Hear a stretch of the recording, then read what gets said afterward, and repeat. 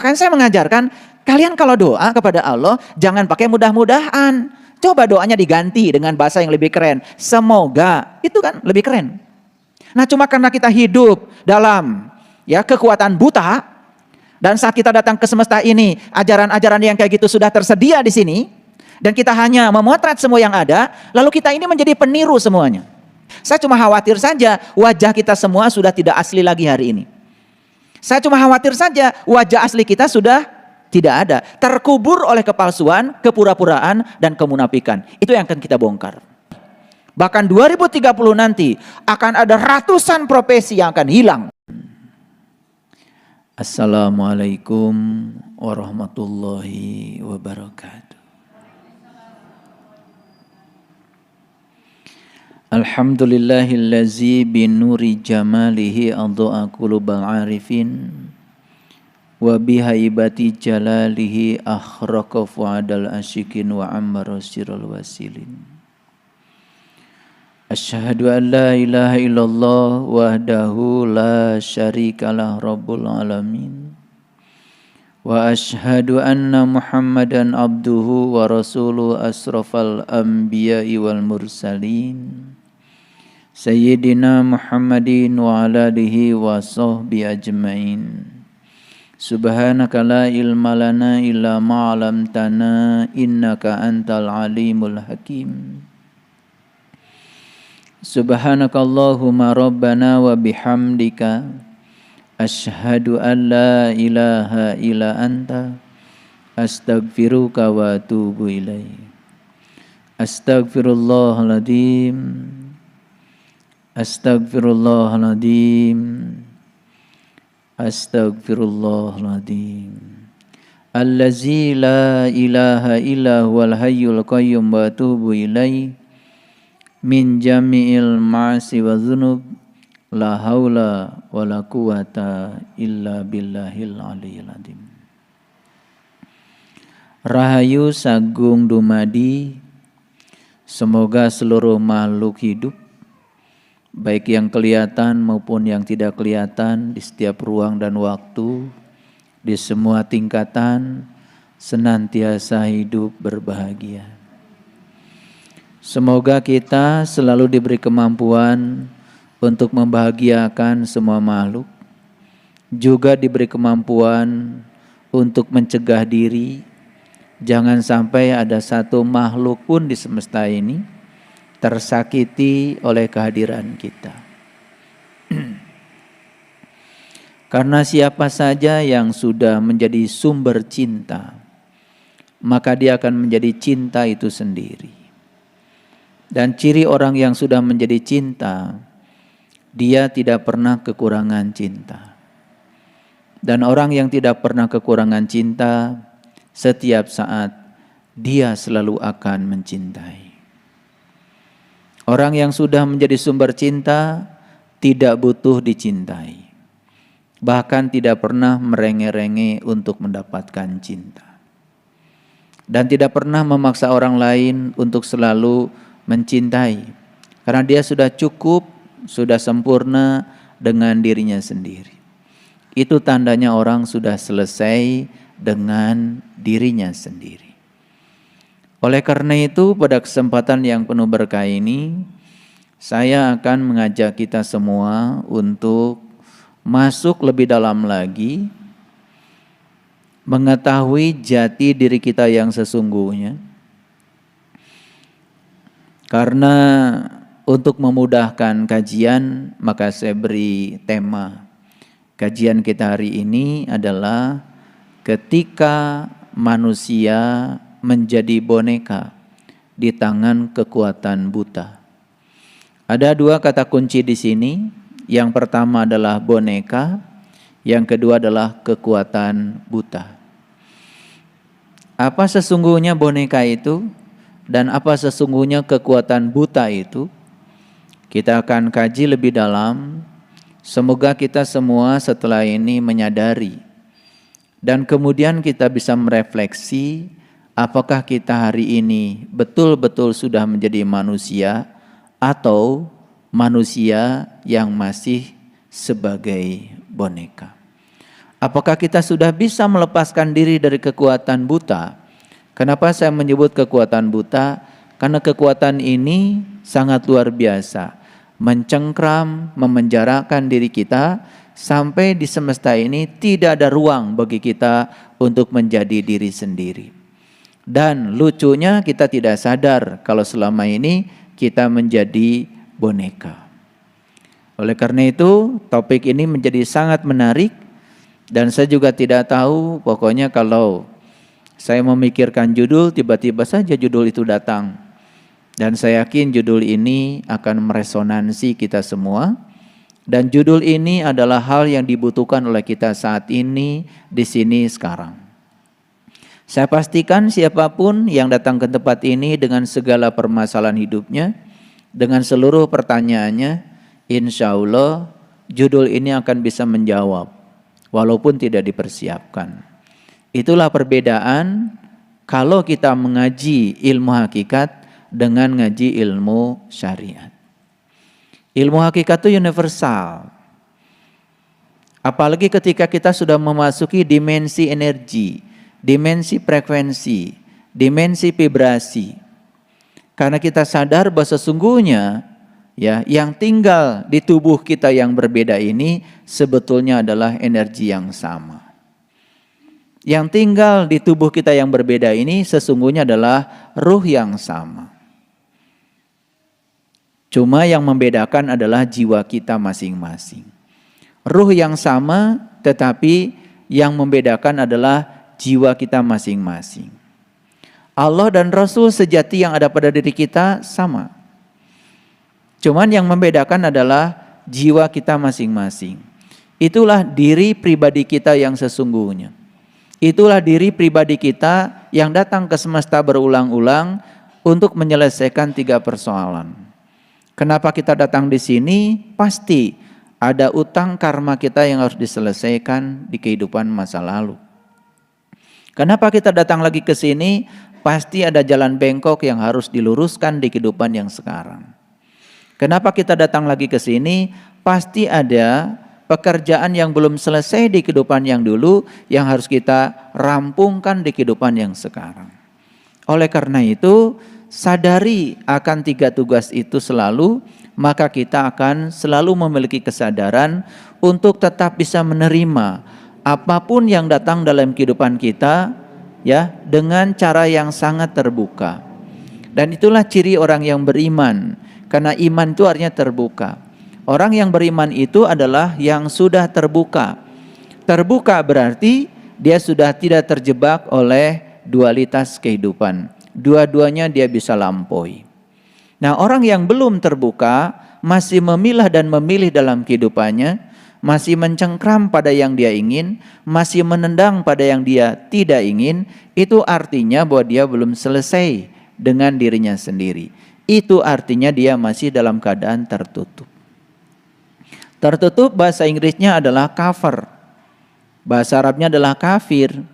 Jadi orang kafir itu bukan orang yang berbeda keyakinan dengan kita. Jangan-jangan yang masih tertutup itu adalah diri kita. Bahkan kita merasa bangga, ya, merasa bangga dan sombong dengan keyakinan yang kita anut, sementara kita tidak bisa menunjukkan kebenaran dari keyakinan kita sendiri dalam wujud akhlak yang mulia. Sesungguhnya kita pun masih perlu dipertanyakan keyakinan. Saya sangat setuju dengan kata-kata bijak seorang pemenang hadiah Nobel tentang perdamaian. Ketika beliau ditanya, apa agama terbaik menurut Anda? Dan beliau mengatakan agama terbaik adalah agama yang bisa mengantarkan pemeluknya menjadi lebih baik. Lantas kemudian agama Anda apa? Dia mengatakan agama saya adalah cinta. Jadi beliau ya sudah tidak menyebut nama-nama agama yang ada di semesta ini, tapi beliau sudah keluar dari semua itu dan mengatakan bahwa agama saya adalah cinta. Mungkin bagi orang awam, wah itu agama baru lagi tuh, agama apa? Ada agama cinta. Beliau sedang menunjukkan kepada dunia bahwa sesungguhnya inti sari semua agama adalah cinta. Inti sari semua agama adalah cinta kasih. Jadi sangat lucu ya, kalau orang beragama kemudian masih suka merendahkan orang lain. Orang beragama masih suka merendahkan keyakinan orang lain. Orang beragama masih merasa seakan-akan dialah yang mengkooptasi Tuhan, lalu seakan-akan orang lain tidak berhak atas Tuhan yang sama. Itu kan kelucuan yang perlu kita renungkan. Oleh karena itu, mari kita masuk pada kajian kita yang sangat luar biasa ini. Saya akan cerita tentang satu pertanyaan.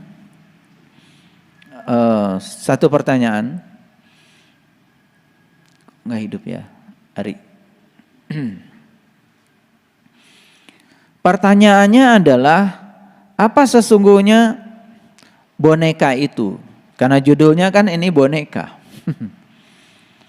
Sekarang kita sudah kenal boneka macam-macam kan, betul? Bahkan boneka mulai dari yang harganya murah sampai boneka yang harganya paling mahal.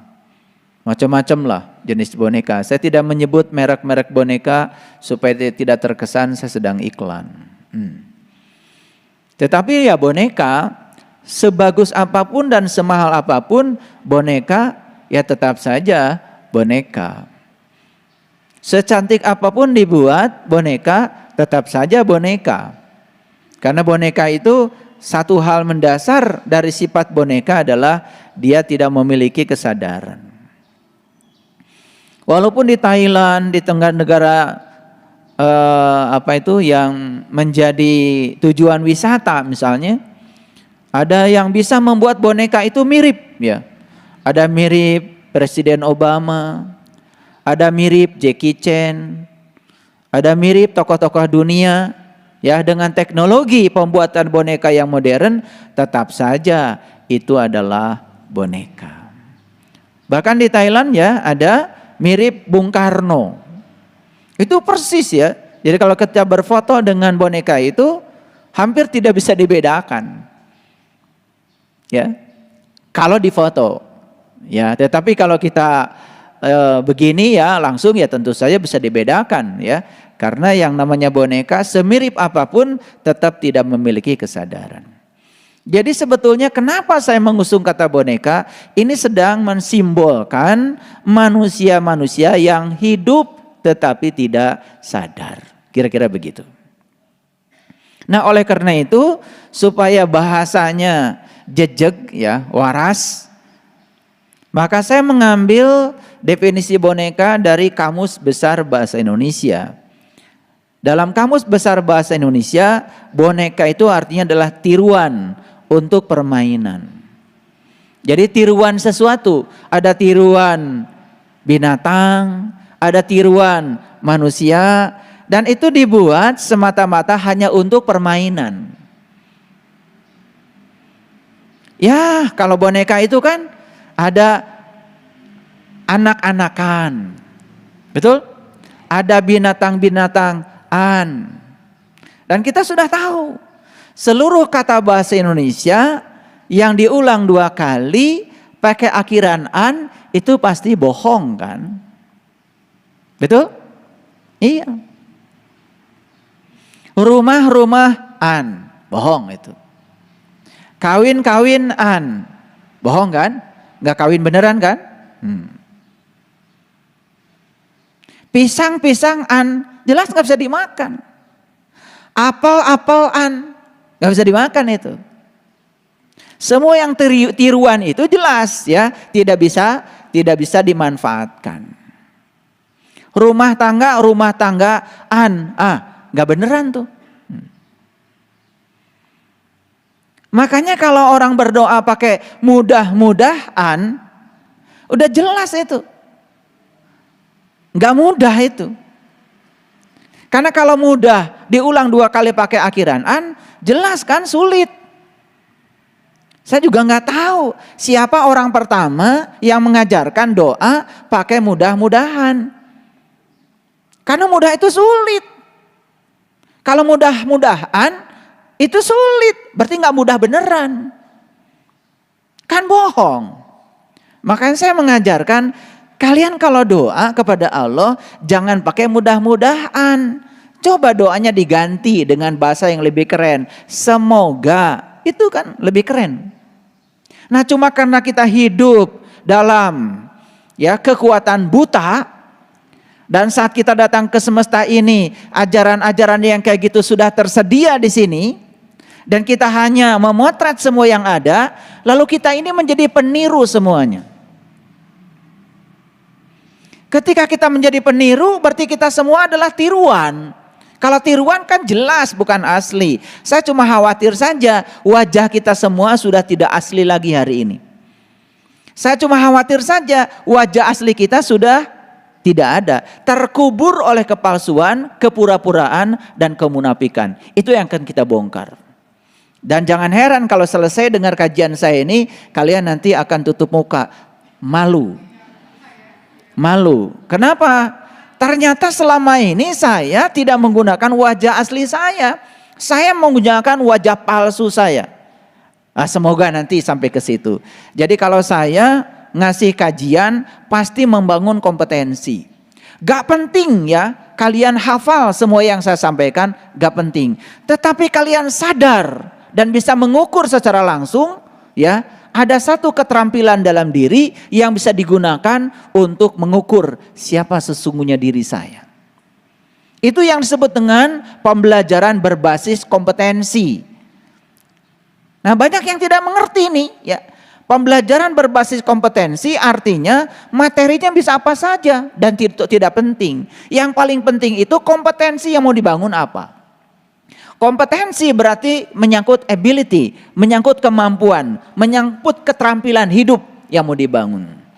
Jadi jangan datang di tempat ini dengarkan kajian dari saya untuk mengoleksi pengetahuan. Gak penting banget. Karena kalau saya sebagai transfer ilmu, kalau saya sebagai transfer knowledge, terus apa bedanya saya dengan Google? Bahkan di otaknya Google pengetahuan jauh lebih banyak dibandingkan di otak saya. Di otak saya nggak ada pengetahuan. Saya hanya ingin menyampaikan pengalaman yang belum dialami oleh Google. Karena Google tidak punya kesadaran. Jadi kalau pembelajaran itu adalah transfer knowledge, tidak penting. Bahkan kemungkinan 2030 nanti guru pun menjadi tidak penting. Kalau guru hanya mengajarkan transfer knowledge. Jadi kalau guru itu hanya menulis di papan tulis, menyampaikan apa yang ada di otaknya, hanya mengulang-ulang yang dia tahu, suatu saat anak didik kita akan bosan dengan guru yang semacam itu. Sekarang guru tinggal datang ke kelas ngasih link saja. Anda ingin tahu tentang apa? Ini linknya, ini linknya. Bahkan tidak perlu dilakukan oleh seorang guru. Kalau guru sudah kehilangan dirinya, jati dirinya sebagai pendidik, hanya sebagai pentransfer ilmu, gak penting lagi. Bahkan 2030 nanti akan ada ratusan profesi yang akan hilang. Bayangkan sekarang, kantor-kantor bank saja sudah tutup. Tidak penting lagi banyak orang yang bekerja di teller. Buat apa? ATM bisa mengambil uang dan store uang. Transfer uang sudah tidak perlu ATM lagi. Masih ingat kalian dulu, kita mau telepon harus pakai wartel. Dan dulu banyak sekali kan di pinggir jalan ya, kotak-kotak itu ya, di mana di sana ya kita siapkan uang recehan, kemudian dimasukkan ke ke telepon itu, dan kemudian dia membuka kontak telepon dan kemudian kita bisa telepon. Dan dulu sangat terbatas kita bicara. Kalau masukkan uangnya 1.000 ya sudah, dalam beberapa menit sudah minta lagi 1.000. Masih ingat itu? Itu kejamanan oleh kita ya, kejamanan. Anak kita udah gak punya cerita itu lagi. Dan sekarang mau menelepon berapa lama? Dulu kita telepon harus menggunakan pulsa. Sekarang telepon pakai kuota, internet. Apalagi sekarang di mana ada wifi, di situ ada jaringan, bahkan tidak perlu lagi kita membeli pulsa. Dunia terus bergeser. Bahkan biaya untuk berkomunikasi sekarang murah. Kita mendengarkan kajian di YouTube murah. Jadi kalau sekarang kita tidak pintar, tidak melek, tidak terbuka, ada yang salah dengan diri kita. Hati-hati, Kita bukan harus menjadi kolektor ilmu, tetapi kita harus menjadi pengamal ilmu. Makanya saya ingatkan berulang kali, mengingat itu adalah tingkatan kognisi yang paling rendah. Ada 6 tingkatan kognisi. Pertama mengingat, yang kedua adalah memahami, yang ketiga adalah menerapkan, yang keempat adalah menganalisis, yang kelima adalah mengevaluasi, dan yang terakhir adalah mensintesa. Pengetahuan hanya sebatas diingat, itu gak ada artinya. Sehingga lucu saja saya lihat banyak orang tua yang merasa bangga ketika anaknya itu sudah bisa mengingat. Mengingat Quran surat ini, mengingat Quran berapa juz, itu semua mengingat, yang kemudian disebut menghafal. Sekarang Quran pun sudah dihafal oleh HP kita, dihafal oleh komputer kita. Lah kemudian manusia sekarang cuma menghafal, apa bedanya Anda dengan HP? Bahkan lucu ada orang tua yang mensyaratkan ya untuk seorang mantu yang ingin menikahi anaknya harus hafiz Quran. Hafiz itu kan hafal. Bagus itu, ya tentu saja bagus. Tetapi hafal itu sudah diganti sekarang oleh HP.